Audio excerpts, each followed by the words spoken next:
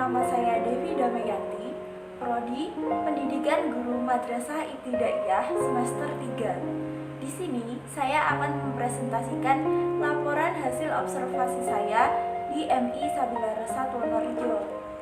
Langsung saja, saya akan menjelaskan secara perinci dan bab per bab.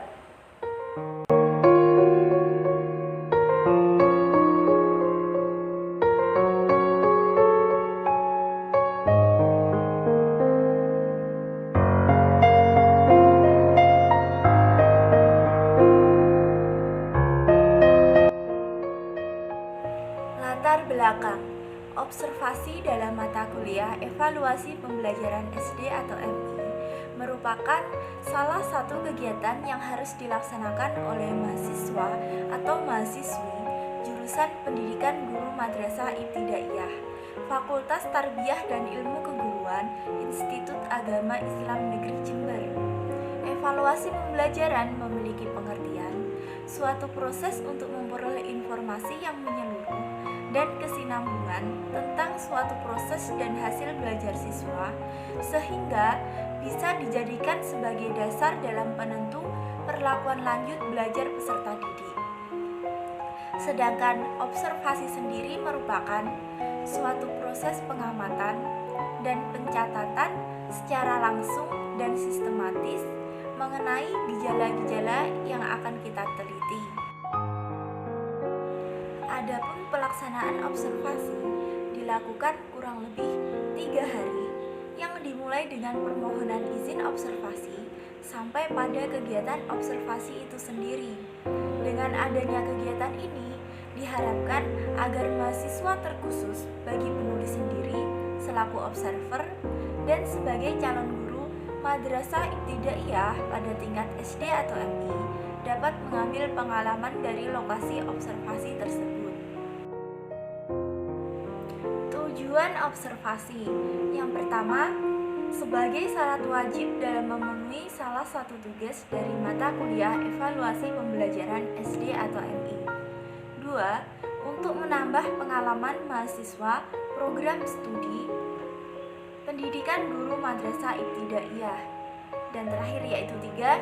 Untuk mengetahui tingkat kemampuan atau keterampilan seorang guru MI Sabila Rasa Wonorejo dalam melaksanakan proses belajar mengajar atau PMB. Manfaat observasi. Yang pertama, memberikan gambaran tentang dunia kerja kepada calon guru. Yang kedua, melatih diri dalam berkomunikasi yang baik dan yang benar. Dan yang ketiga, memberikan pengalaman bagi mahasiswa untuk menjadi pendidik yang baik dan profesional pada masa yang akan. Sasaran observasi.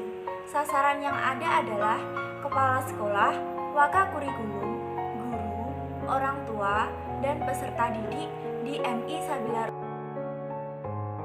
Lokasi observasi. Lokasi kegiatan observasi yaitu MI Sabila Rasa Wonorejo, Dusun Reco Banteng, Desa Wonorejo, Kecamatan Kidunggalar, Kabupaten Ngawi, Provinsi Jawa Timur, Indonesia. Waktu pelaksanaan observasi. Waktu pelaksanaan observasi yaitu mulai dari tanggal 10 sampai 12 Desember 2020, yaitu selama kurang lebih 3.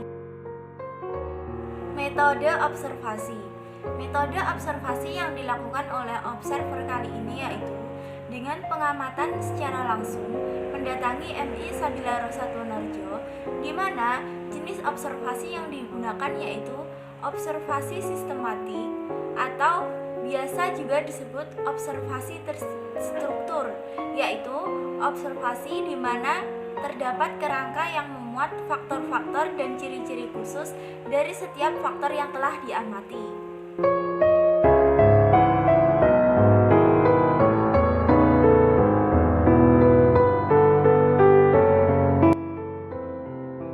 Hasil observasi. Yang pertama, pedoman observasi. A.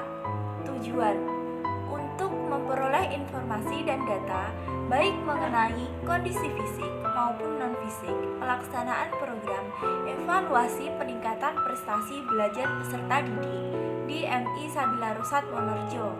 B. Aspek yang diamati. Yang pertama, lokasi sekolah. Kedua, lingkungan fisik sekolah pada umumnya. Ketiga, kantor atau ruang kerja. Keempat, ruang kelas. Kelima, sarana belajar lainnya. Keenam, suasana kehidupan sehari-hari, baik secara akademik maupun sosial. Ketujuh, proses kegiatan belajar mengajar di kelas. Dan yang terakhir yaitu 8, siapa saja yang berperan dalam pelaksanaan program peningkatan prestasi belajar peserta didik di MI Sabila Rusat Wonorejo. 2. Pedoman wawancara. Dalam observasi peneliti kali ini memfokuskan kepada kepala sekolah, wakakurikulum, guru kelas, orang tua, siswa, dan siswa. Sebagaimana identitasnya yaitu sebagai berikut.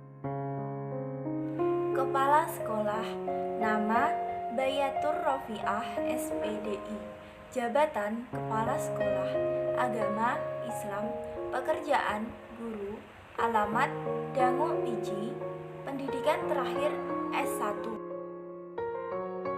Wakakurikulum, nama Arif Budi SSPD, jabatan Wakakurikulum, agama Islam, pekerjaan guru, alamat Ngapit Begal, pendidikan terakhir S1.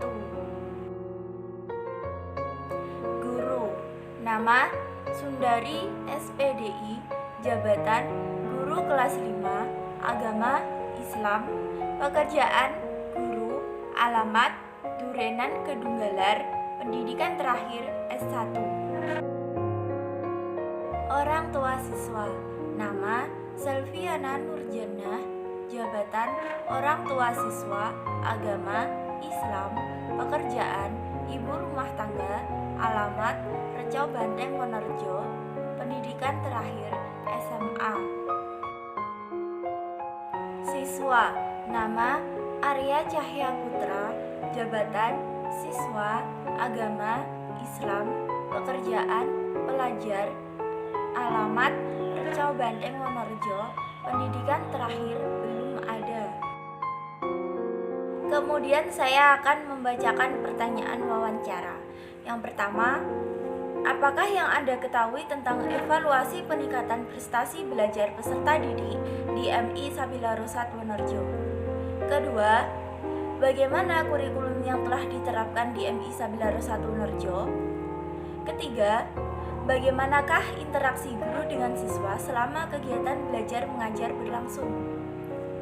Keempat, upaya seperti apa untuk meningkatkan prestasi belajar peserta didik di MI Sabila Rusat Wonorejo? Kelima, kendala apa saja yang ditemui saat pelaksanaan evaluasi peningkatan prestasi belajar peserta didik di MI Sabila Rusat Wonorejo? 6. Bagaimana faktor penghambat dan pendukung dalam pelaksanaan evaluasi peningkatan prestasi belajar peserta didik di MI Sabila Rusat Wonorejo? Dan yang terakhir yaitu ketujuh, bagaimana solusi dalam pelaksanaan evaluasi peningkatan prestasi belajar peserta didik di MI Sabila Rusat Wonorejo? 3. Pedoman dokumentasi. Pertama, izin melakukan observasi. 2. Pengumpulan dokumen seperti visi misi dan tujuan, struktur organisasi, tenaga pendidik dan kependidikan, data peserta didik, dan kalender akademik. Ketiga, observasi KBM peserta didik. Keempat, wawancara dengan beberapa orang yang bersangkutan. Pembahasan. 1. Transkrip observasi. A. Pelaksanaan kegiatan di sekolah. Pelaksanaan kegiatan di MI Sabila Rusat Wonorejo seperti sekolah formal pada umumnya di Kabupaten Ngawi, yakni dimulai dari pukul 7 pagi. Ketika bel berbunyi, semua peserta didik masuk kelas dan dipimpin doa. Setelah berdoa, kegiatan belajar mengajar atau sering disebut dengan KBM langsung dimulai. Ketika seluruh KBM sudah selesai sampai jam yang sudah ditentukan per kelasnya, kemudian berdoa pulang. B. Pelaksanaan KBM di sekolah. Untuk pelaksanaan KBM di sekolah, setiap 1 jam pelajaran memiliki waktu 35 menit sesuai dengan standar dari pemerintah untuk tingkat SD atau MI. Dari setiap mata pelajaran yang dimiliki 1 jam pelajaran, ada yang 2 jam pelajaran untuk 1 kali tatap muka. 2. Transkrip wawancara. Dalam wawancara, saya mengambil jawaban keseluruhan yang sudah saya simpulkan. 1. Apakah yang Anda ketahui tentang evaluasi peningkatan prestasi belajar peserta didik di MI Sabila Rosat Wonorejo? Jawaban keseluruhan. Secara keseluruhan, bahwa pengertian dari evaluasi peningkatan prestasi belajar peserta didik adalah suatu proses untuk menentukan sebuah pencapaian yang telah dilakukan oleh peserta didik selama pembelajaran berlangsung. Selain itu, juga sebagai tolak ukur pendidik terhadap peserta didiknya secara sistematis. 2. Bagaimana kurikulum yang telah diterapkan di MI Sabila Rosat Wonorejo? Jawaban keseluruhan. Jadi, atas pemaparan dari berbagai yang telah saya wawancarai, bahwa di lembaga MI Sabila Rosat Wonorejo adalah memakai kurikulum 13 atau K13 sejak awal diadakannya kurikulum 13. Setelah beberapa bulan diadakannya kurikulum 13, lembaga MI Sabila Rosat Wonorejo mengikuti dengan kurikulum 13 tersebut secara efisien. 3. Bagaimanakah interaksi guru dengan siswa selama kegiatan belajar mengajar berlangsung? Jawaban keseluruhan, interaksi yang terjadi dalam lembaga MI Sabila Rosat Wonorejo yaitu sebagian menyatakan baik dan sebagian menyatakan kurang baik karena mengandung beberapa pemikiran.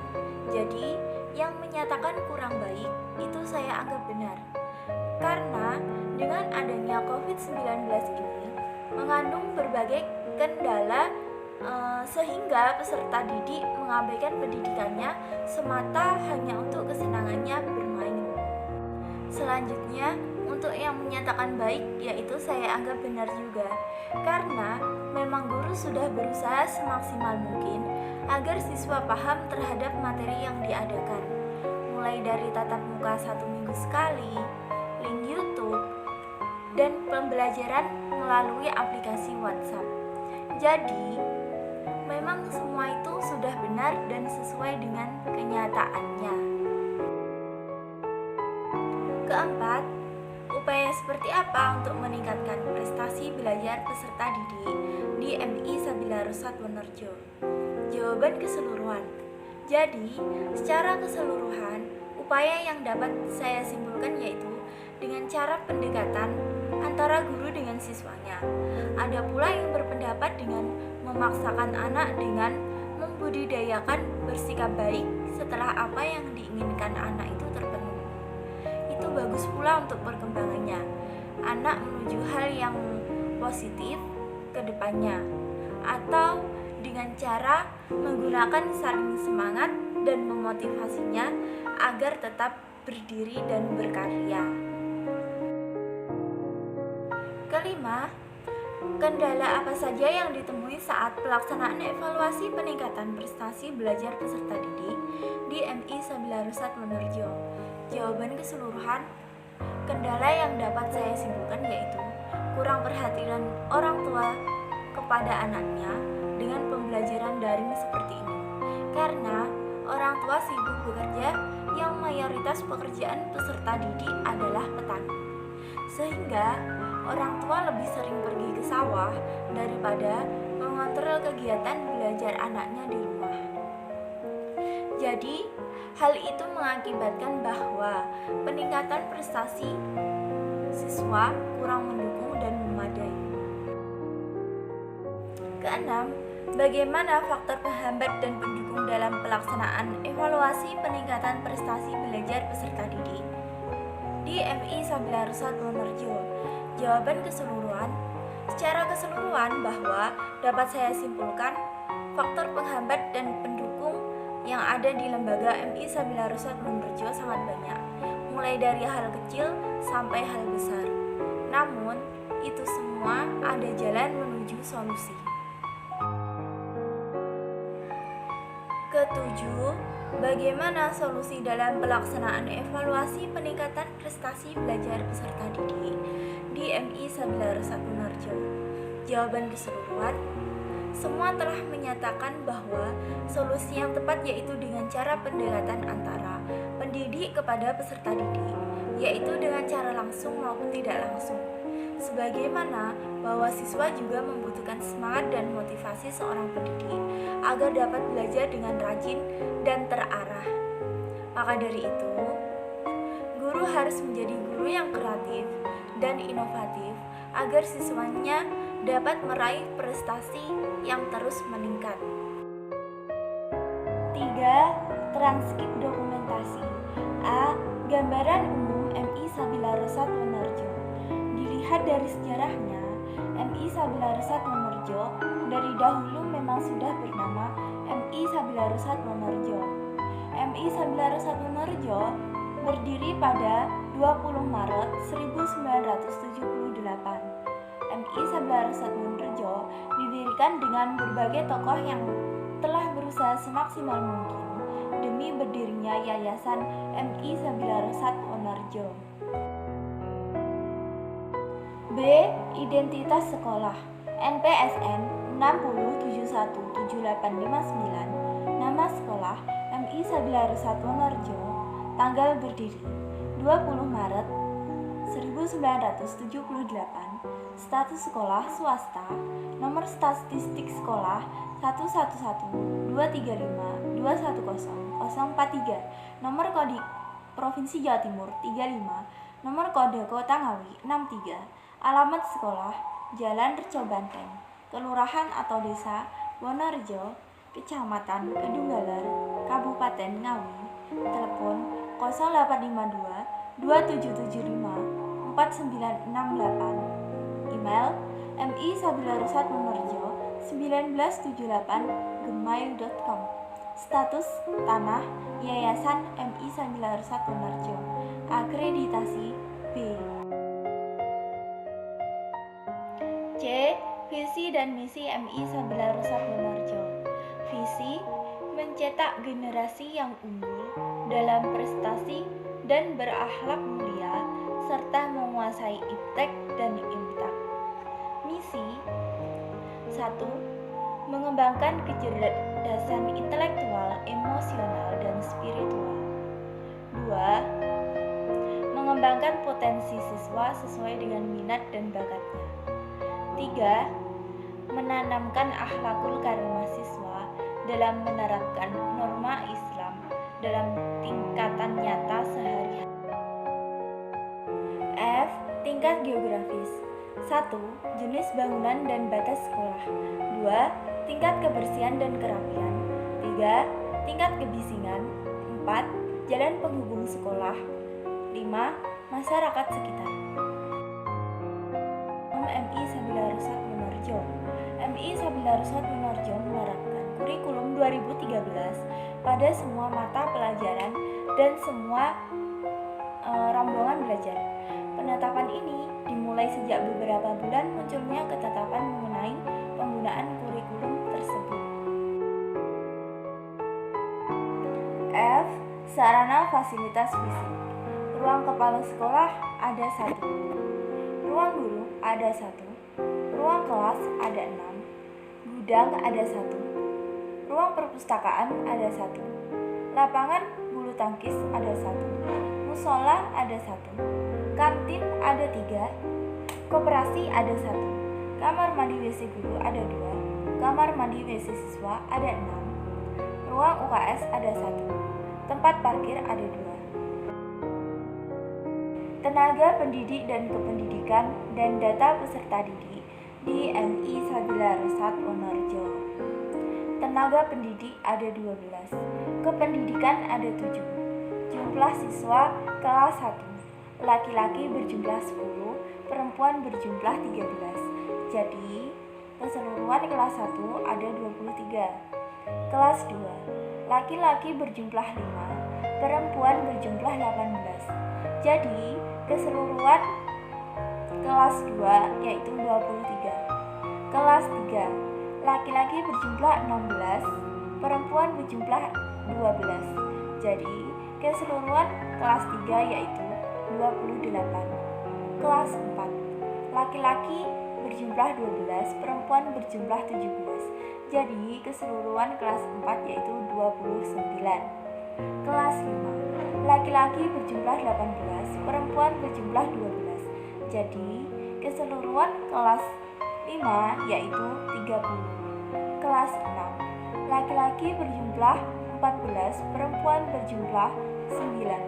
Jadi, keseluruhan kelas 6 berjumlah 23. Namun demikian dapat saya simpulkan bahwa perempuan peserta didik di MI Sabila Rusat Wonorejo berjumlah 81 dan laki-laki peserta didik di MI Sabila Rusat berjumlah 75. Jadi, laki-laki dan perempuan atau seluruh peserta didik di MI Sabila Rusat Wonorejo berjumlah 156 peserta didik, baik itu laki-laki maupun perempuan. Catatan lapangan 1. Orientasi Selasa 8 Desember 2020. Kegiatan mencari tahu untuk melakukan izin riset. Waktu jam 10 pagi. Tempat di rumah melalui WhatsApp. Sebagai langkah awal observasi, peneliti melakukan pencarian salah satu guru untuk meminta arahan izin melakukan observasi di MI Sabila Rusat Wonorejo.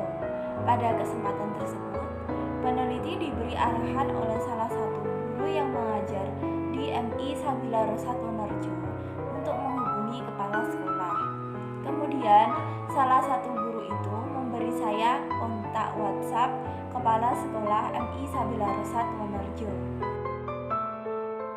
Catatan lapangan 2. Orientasi Selasa 8 Desember 2020.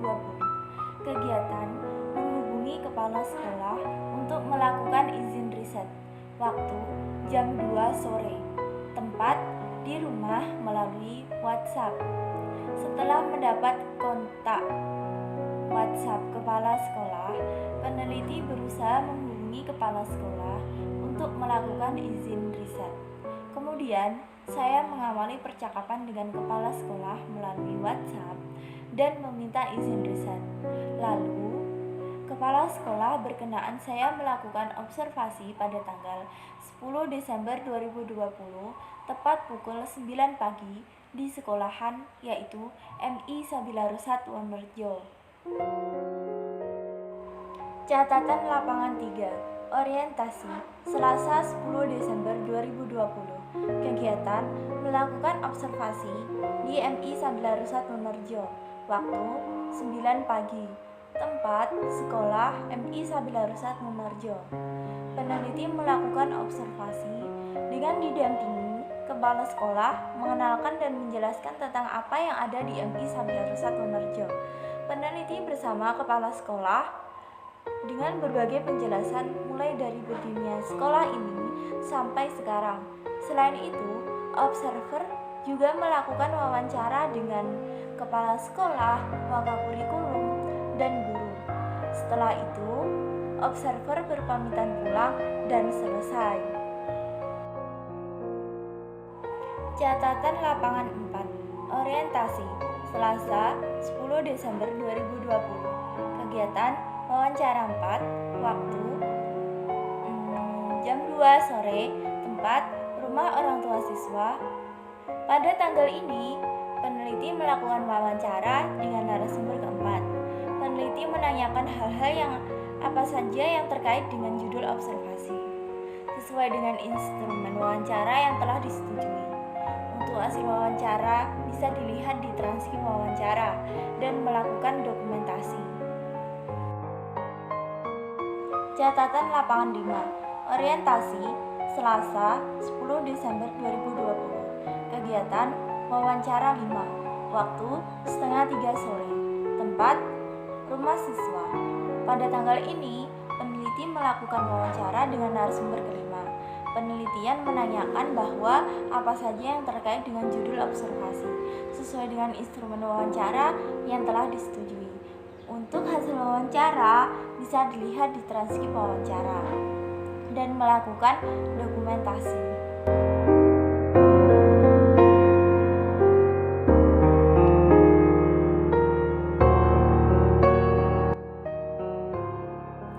Kesimpulan, berdasarkan hasil observasi proses pembelajaran yang dilakukan oleh guru sudah cukup baik karena beberapa alasan. Pertama, karena tersedianya kurikulum 13. Kedua, pelaksanaan model pembelajaran, metode, dan strategi sudah terlaksana secara baik walaupun kurang maksimal. Ketiga, tersedianya sumber belajar. Keempat, siswa terlibat aktif dalam kegiatan pembelajaran. Kelima, guru mengaitkan pembelajaran dengan kehidupan sehari-hari. Keenam, guru memberikan kesempatan kepada siswa untuk mengemukakan pendapatnya dan beberapa alasan lain. Ada beberapa siswa yang kurang memperhatikan pelajaran dan pendidik hanya sibuk dengan urusan masing-masing. Saran. Adapun saran untuk observer sendiri, yaitu dalam melakukan observasi, sebaiknya dilakukan dengan teliti dan apa adanya. Dan bagi para guru serta penulis sendiri, sebagai calon guru harus mampu menguasai 4 kompetensi, yaitu pedagogik, sosial, profesional, dan kepribadian. Sehingga sebagai seorang guru yang baik dan hanya mampu mengajar dengan baik, akan tetapi yang lebih penting mampu mendidik dan membentuk generasi yang bermartabat, berakhlak mulia, bermoral, dan kepribadian yang baik untuk memajukan bangsa kita tercinta ini.